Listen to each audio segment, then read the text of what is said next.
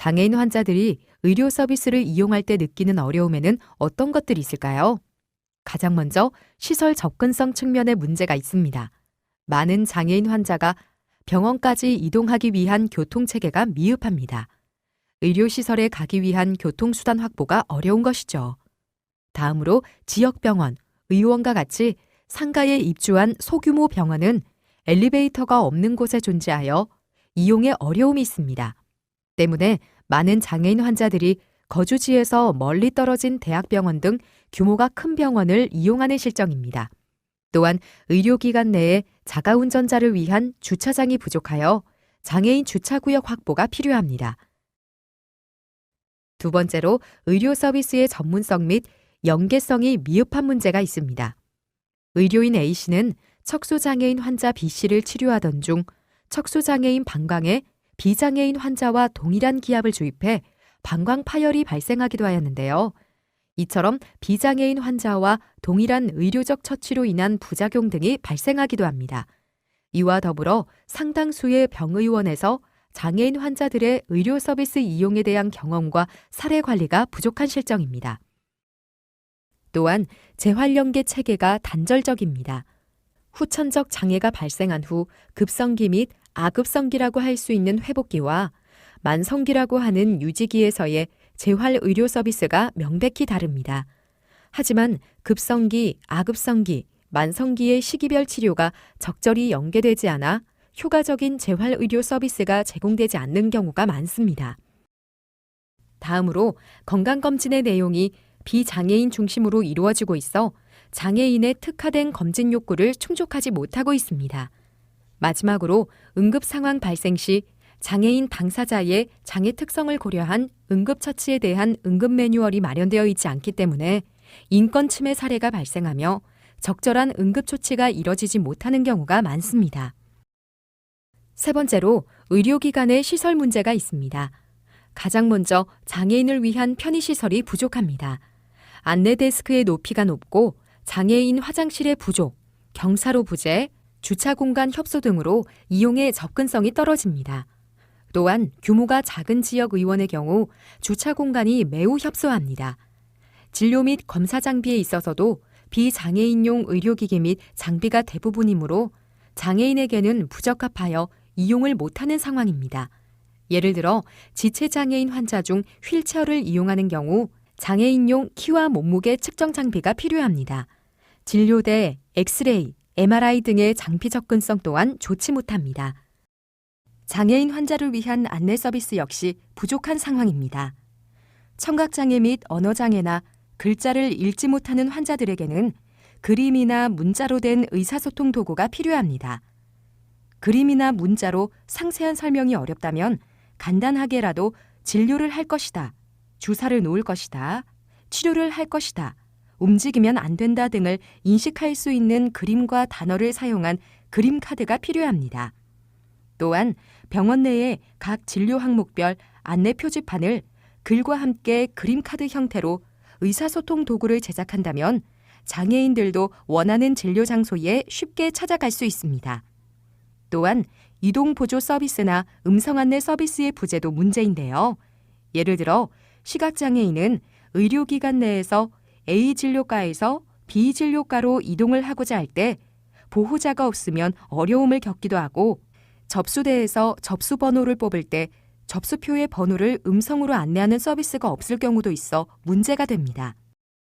또한 건강검진 시 검진실이나 진료실 내부 협소로 인해 휠체어 장애인의 이용이 불편하며 보통의 동네 병원들은 엘리베이터가 없어 휠체어를 타는 장애인들에게는 어려움이 있습니다.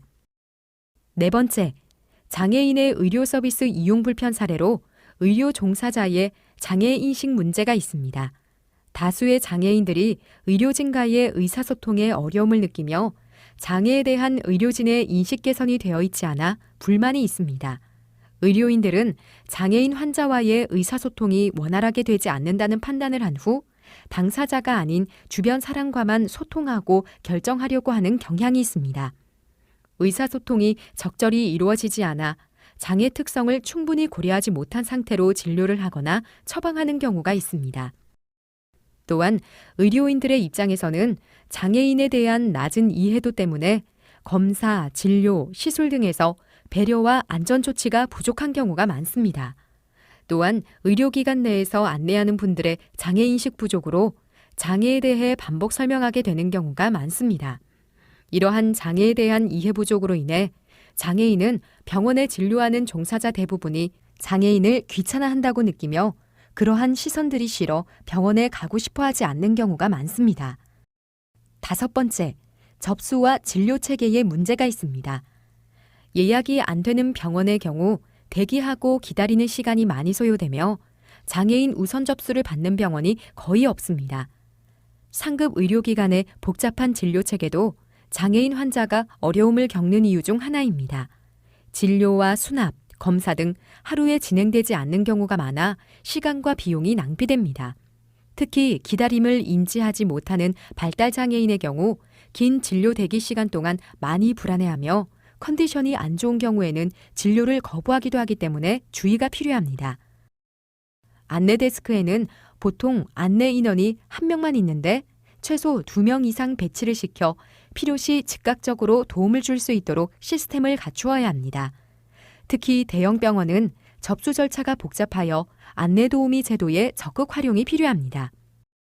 다음으로 접수대가 너무 높거나 접근성이 떨어져 휠체어를 사용하는 장애인에게는 이용이 어려운 경우가 많아 장애인 환자들이 의료 서비스 이용에 어려움을 겪습니다. 사실 우리가 소아병동에 가면 그 의사 선생님들이 그 아동들을 위해서 굉장히 그 제스처도 재밌게 하고 그다음에 인테리어도 밝게 하고 이런 게 있잖아요. 근데 사실은 장애인들도 어떤 그런 환경이 있으면 좋겠다는 생각이 드는 거죠. 장애인을 그냥 눈에 보이는 장애의 모습이 아니라 그 장애가 왜 생겼는지, 그 사람의 장애에 가지고 있는 환경이 뭔지 이런 거를 이해하지 못하면 서로의 어떤 어려움이 되게 많이 발생을 해요. 환경적 요소를 많이 봐야 되거든요. 심리상도 고려해야 되고, 예를 들면 휠체어를 타고 가는 척수장애인들은 다리를 못 쓰거든요. 근데 그 척수장애인들에게 저쪽에 가서 엑스레이에 올라가세요라고 한다든가, 그다음에 사실 저희가 이제 소변에 문제가 있거든요. 소변줄이 막히게 되면 열이 오르고 머리가 되게 아프거든요. 근데 그런 것들을 잘 모르고 해열제를 주고 두통약을 준다든가 원인 치료를 못하는 거죠. 근데 그런 것들은 장애에 대한 이해가 부족해서 그런 거거든요. 특히 시각장애인 같은 경우에 약을 처방을 할 때 그 처방된 약에 점자 표시가 없으면 이분들이 몰라요. 그 시각장애인들이 약에 대한 오용과 남용이 되게 많다고 하더라고요. 그래서 의료진들이 욕창에 대한 그 지식이 부족해서 척수장애인들을 딱딱한 의료기기에 올려놓고 장시간 방치한다든가 그런 것 때문에 여러 가지 문제가 많이 생기거든요. 그런 것들은 의료인들이 장애인들에 대한 이해가 부족하다는 단면이죠. 그럼 앞서 살펴본 의료 서비스 이용에 장애 요인에 따른 장애 특성별 환자들이 겪은 불편 사례를 알아보도록 할까요? 지체장애 1급 A씨의 이야기를 한번 들어보도록 하겠습니다. 저는 하반신 마비로 휠체어로 이동해야 합니다. 제가 가는 집 근처 병원은 선생님도 친절하고 다 좋은데 접수가 어려워요. 접수대 앞에 가면 제 눈높이보다 훨씬 위에 데스크가 있어서 서류 작성이나 접수도 힘들고 항상 내려다보는 것 같아서 기분도 별로예요. 이럴 땐 어떻게 하면 좋을까요? 가장 먼저 환자의 눈높이에서 환자의 문의사항을 응대해야 합니다. 또한 휠체어를 이용하는 환자가 서류 작성을 할 수 있도록 별도의 낮은 접수대를 비치해주면 더욱 좋습니다. 다음으로 안내 도우미를 적극 활용하여 장애인 환자의 의료 접근성을 확보할 수 있도록 해야 합니다.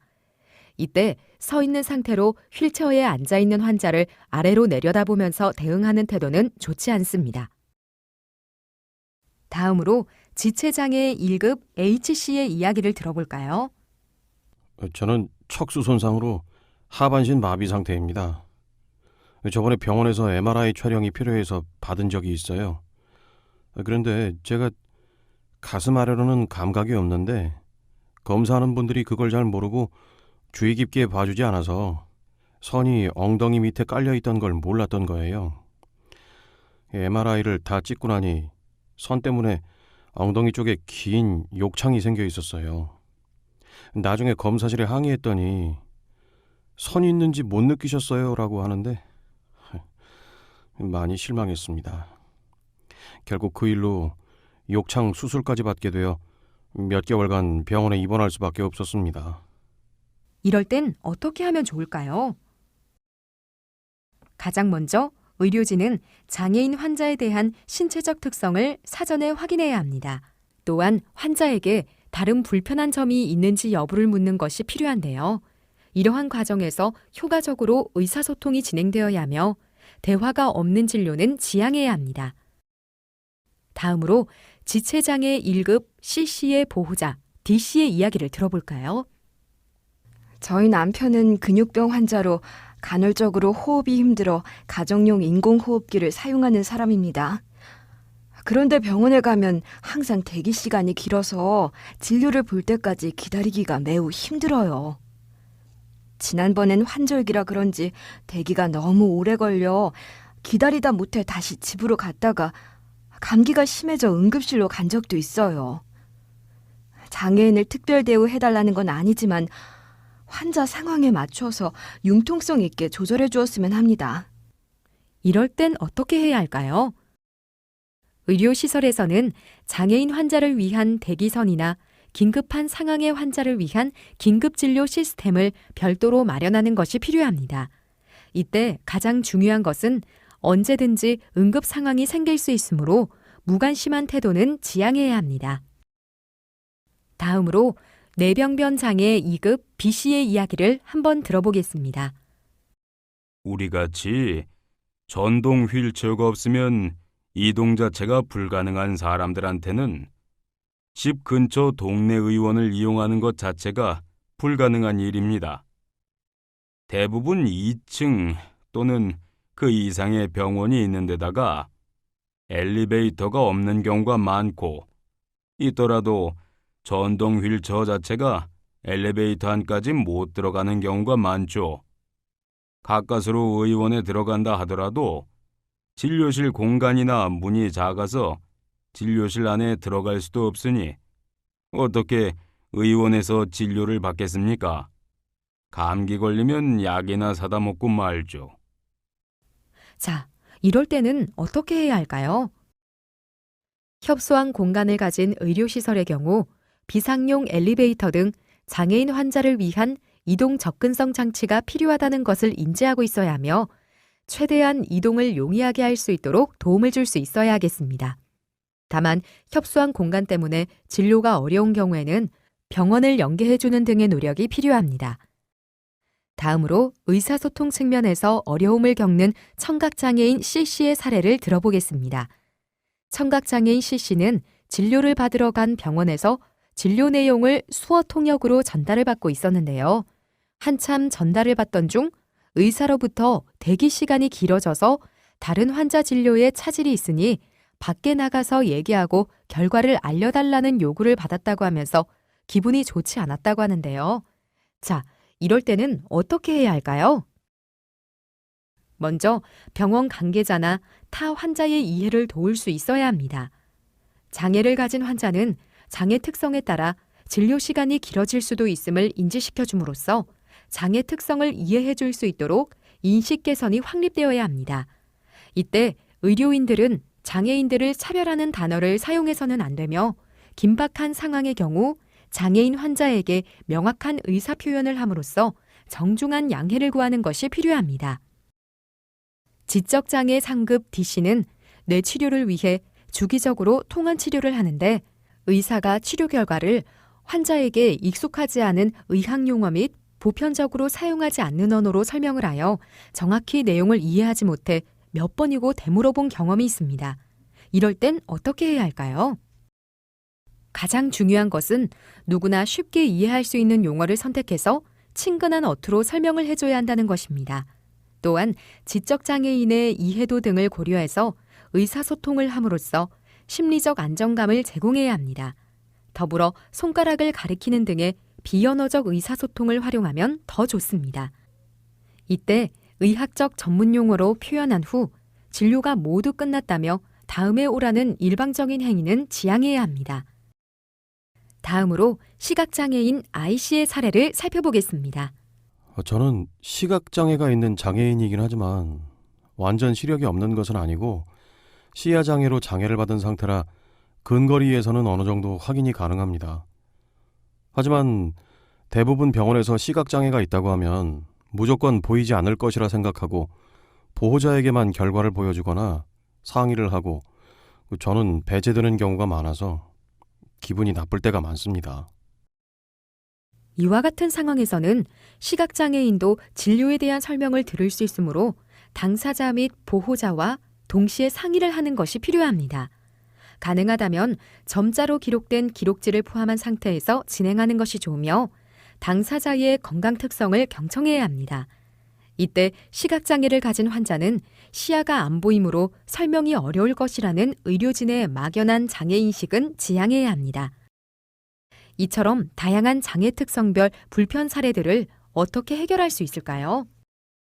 지체장애 중에서도 척수장애의 경우 의료진의 기본적인 지식이 부족한 상황입니다. 특히 재활의학과 이외의 과에서 오진의 사례가 발생합니다.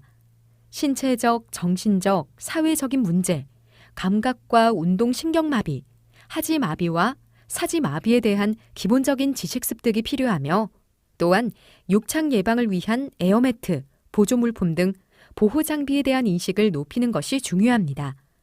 높은 병원 침대 제공, 화장실 문제, 감각 기능의 마비로 피부가 열에 약해 핫팩 등이 위험하다는 점, 관장에 어려움이 있다는 점 등에 대한 전반적인 기본 지식 또한 알아야 합니다.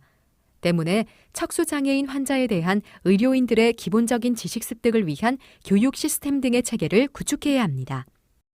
다음으로 비장애인과 양상이 다르게 나타날 수 있는 부분에 대해서는 해당 과에서만 해결하려고 해서 문제가 악화되는 경우가 있습니다.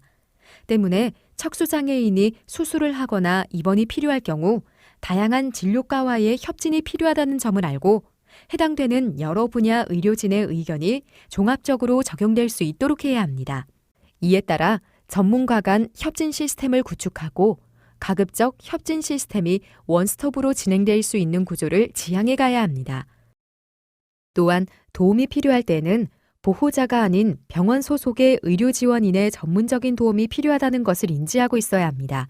더불어 환자가 그간에 어떻게 치료를 받았는지에 대한 문의가 필요합니다. 환자 자신의 상태는 환자가 의료진보다 자세히 알 수 있으니 환자의 병력에 대해 귀 기울여주는 태도가 필요합니다. 더불어 전동 휠체어 사용자인 사지마비 척수장애인의 경우 비장애인용 검사 장비로는 제대로 된 측정이 어려워 검사를 대충 하거나 생략하는 경우가 있는데요.